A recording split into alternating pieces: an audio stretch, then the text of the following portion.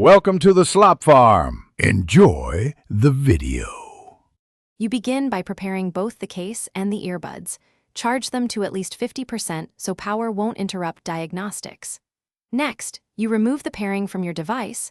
Forget the JLab Go Air entry, because cached profiles often cause one-side audio. Once done, visually inspect the right earbud's metal contacts and speaker port.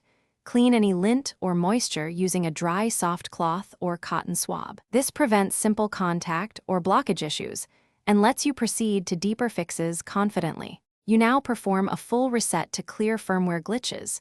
Place both earbuds in the case and hold the case button for 10 to 15 seconds until the LED flashes, which resets pairing and many audio routing bugs. After that, repair them as a fresh device and immediately test playback in mono and stereo to see if the right bud outputs sound. If you have a second phone, pair there too. Also try swapping left and right insertion order to determine whether the issue follows the earbud or the phone. You finish by ensuring firmware is current.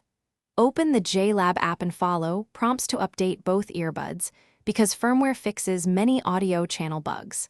If the right earbud remains silent, inspect the contact springs inside the case for proper tension and alignment. With a plastic tool, gently adjust them so they make firm contact with the earbud. If you still get no sound, test the earbud on a known good phone or use a warranty claim.